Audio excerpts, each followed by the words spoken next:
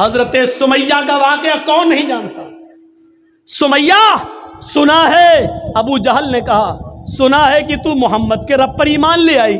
کہنے لگی جب تک چھپا تھا میرا اسلام، اب معلوم ہو گیا تو چھپانے کی ضرورت نہیں. ہاں لائی. کہا چھوڑ دے.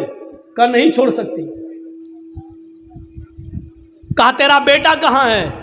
سچ بتا دیا. تیرا شوہر کہاں ہے؟ سچ بتا دیا. پکڑ کے لاؤ اس کے بیٹے عمار کو، پکڑ کے لاؤ اس کے پتی کو یاسر کو. دونوں کو پکڑ کے لایا گیا. عمار کو باندھ دیا گیا، یاسر کو باندھ دیا گیا. اس کے سامنے عمار کی ماں سمیہ، یاسر کی بیوی سمیہ کھڑی ہے.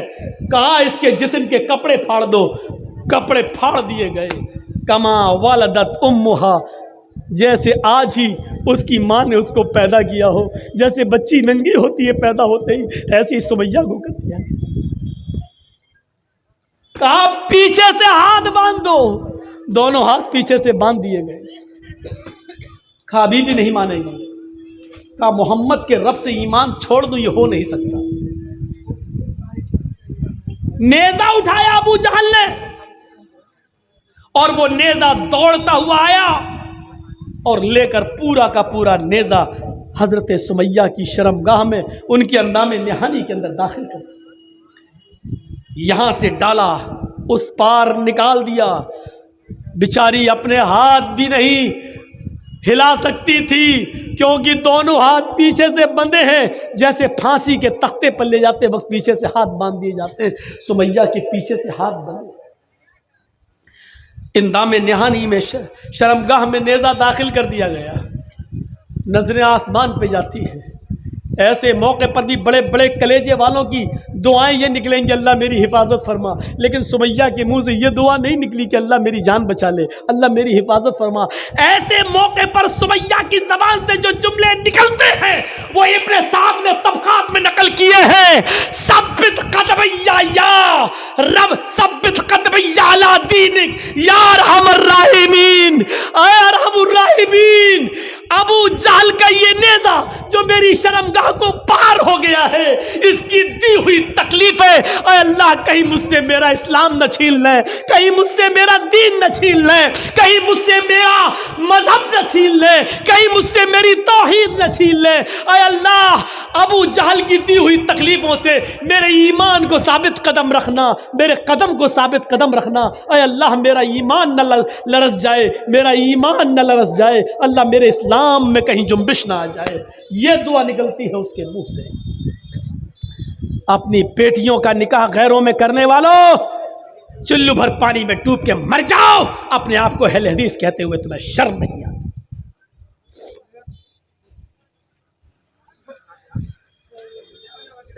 جب تمہاری بیٹی ان کے گھر میں مرے گی نا، موت تو سب کو آئے گی، تو ان کا امام جب نماز جنازہ پڑھائے گا تو جانتے ہو، اللہ اکبر سبحانک اللہم و بحمدک و تبارک اسمک و تعالی جدک و لا الہ غیرک، اللہ اکبر، اللہم صلی علی محمد، اللہم بارک علی محمد، اللہ اکبر، اللہم اغفر لحینا و میتنا و غائبنا و شاہدنا، اللہ اکبر، السلام علیکم ورحمۃ اللہ، السلام علیکم ورحمۃ اللہ. ہو گئی نماز جنازہ. سورہ فاتحہ نہیں پڑھی جائے گی، نہ امام پڑھے گا نہ مقتدی پڑھیں گے. اور ہمارا ایمان ہے، ہمارا عقیدہ ہے، سورہ فاتحہ کے بغیر کوئی نماز نہیں ہے. گویا کہ ہماری بیٹی کو بغیر نماز جنازہ پڑھے دفن کر دیا جائے. کبھی سوچا ہے ٹھنڈے دماغ سے کہ آپ کی بیٹی مرے اور بغیر جنازے کی نماز کے دفن کر دی جائے؟ کیسا لگے گا آپ کو؟ شرم مگر ہمیں نہیں آتی. پراپرٹی والا تھا، جائیداد والا تھا، زمین اچھی تھی، نوکری تھی، سروس والا تھا، بینک بیلنس اچھا تھا، اس لیے کر دیا. دنیا تو تمہیں مل گئی لیکن آخرت نصیب نہیں، آخرت نصیب نہیں. سمیہ کی شرمگاہ میں نیزہ داخل کر دیا گیا. چیختی ہے یا ثبت قدمی علی دینک یا ارحم الراحمین، اے ارحم الراحمین، اے رحم کرنے والے میری حالت پر رحم فرما. اے میرے رب میرے قدم کو اپنے دین کے اوپر ثابت رکھنا. ابو جہل نے کہا، اس کے باوجود نہیں مانی. کہا 2 اونٹ منگاؤ. طبقات کے الفاظ، ایک اونٹ کا چہرہ پورب کی طرف کر دیا، ایک اونٹ کا چہرہ پشچم کی طرف کر دیا، اس پیر کو سمیہ کے اس اونٹ سے باندھا، اس پیر کو اس اونٹ سے باندھا، کہا سمیہ ہاتھ تو تیرے بندے ہیں، پیر تیرے دونوں اونٹ سے باندھ دیے گئے ہیں، ایک اونٹ ادھر بھاگے گا، ایک اونٹ ادھر بھاگے گا، کوڑا مارنے کی دیر ہے، بس اب دیکھ لے تیرا انجام کیا ہوگا۔ یہ منظر دیکھ کر عمار کی آنکھوں میں آنسو آ گئے، یاسر کی آنکھوں میں آنسو آ گئے۔ سمیہ مسکراتے ہوئے کہتی ہے میرے بیٹے تم کیوں رو رہے ہو؟ میرے شوہر تم کیوں رو رہے ہو؟ اللہ کی قسم، اللہ کی قسم ایسی تقریر کرنے والی عورت پیدا نہیں ہوئی۔ آئے میرے بیٹے عمار، آئے میرے ہسبینڈ، آئے میرے شوہر یاسر، اللہ کی قسم وہ جنت دیکھو مجھے دکھائی دے رہی، اللہ کی قسم وہ جنت کی نعمتیں مجھے دکھ رہی ہیں۔ آئے میرے بیٹے جنت کی خوشبو میری ناک تک آ رہی ہے، مجھے محسوس ہو رہی ہے تمہیں نہیں۔ اوف، جملے دیکھیے، آئے میرے بیٹے میرے شوہر، ہو سکتا ہے عورت ہونے کی حیثیت سے یہ سزا مجھے ہلکی دی جا رہی ہو، تم مرد ہو، میرے بعد تمہیں یہ سزا اور بھی زیادہ سخت دی جائے، لیکن تم پیچھے مت ہٹنا۔ آئے عمار، آئے یاسر، یہ جنت کا دروازہ مجھے دکھ رہا ہے، میں اس دروازے پر کھڑی رہوں گی، میں جنت میں نہیں جاؤں گی جب تک تم دونوں میرے پیچھے پیچھے نہیں چلے آؤ گے۔ آئے میرے بیٹے، آئے میرے شوہر، میں تم دونوں کا جنت کے دروازے پر انتظار کروں گی۔ آئے ابو جہل، یہ کوڑا تیرا زمین کے اوپر پڑا ہوا ہے، میرے ہاتھ بندھے ہوئے ہیں، اگر ہاتھ کھلے ہوتے تو یہ کوڑا میں اٹھا کر تجھے خود دے دیتی۔ ابو جہل کہتا ہے اس کا مطلب تو نہیں مانے گی، ان اونٹوں کو بھگانا ہی پڑے گا۔ اور سمیہ مسکرا کے کہتی ہے ابو جہل کیوں دیر کر رہا ہے، جتنی دیر تو ان اونٹوں کو بھگانے میں لگا رہا ہے، اللہ کی قسم مجھے اتنی دیر جنت میں جانے میں لگ رہی ہے۔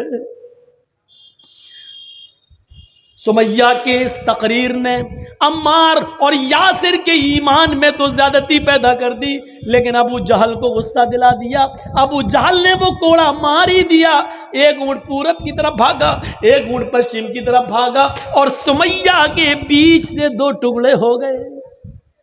گردن تک جاتے جاتے چہرہ بچ گیا، سمیہ کا ایک دھڑ ادھر ہے لیکن چہرے والا دوسرا دھڑ الگ پڑا ہے۔ سمیہ شہید ہوتے ہوتے بھی مسکرا رہی تھی، اس کی جب روح اس کے جسم سے نکلی تو اس کے چہرے پر مسکراہٹ تھی۔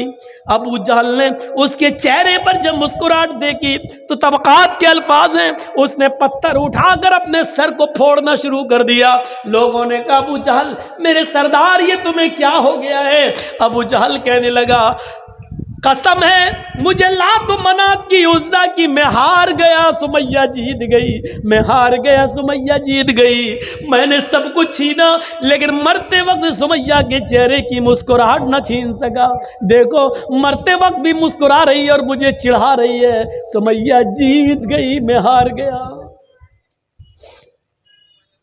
عمار اور یاسر کو چھوڑ دیا، جاؤ تمہاری ماں اور تمہاری بیوی کی میں نے جان لے لی، تم دونوں کو چھوڑ رہا ہوں، مہلت دے رہا ہوں، جاؤ۔ جب یہ منظر عمار و یاسر نے جو اپنی آنکھوں سے دیکھا تھا اللہ کے نبی جناب محمد رسول اللہ کو سنایا تو نبی اکرم کی آنکھوں سے آنسوؤں کے موتی بکھرنے لگے، آنسو گرنے لگے۔ جمعہ کا دن آتا ہے، آپ ممبر پر کھڑے ہوتے ہیں اور آپ ممبر پر تاریخی خطبہ دیتے ہیں، اور اس خطبے کے الفاظ میں ایک ایک کو جنتی کہتے ہوئے کہتے ہیں اے ابو بکر تم جنتی، عمر تم جنتی، عثمان تم جنتی، علی تم جنتی، لیکن فرق ہے ابو بکر تم اکیلے جنت میں جاؤ گے، عمر تم بھی اکیلے جنت میں جاؤ گے، عثمان تم بھی اکیلے جنت میں جاؤ گے، علی تم بھی اکیلے جنت میں جاؤ گے۔ آئین عمار، آئین یاسر، لبیک یا رسول اللہ، ہاں میں یہاں ہوں۔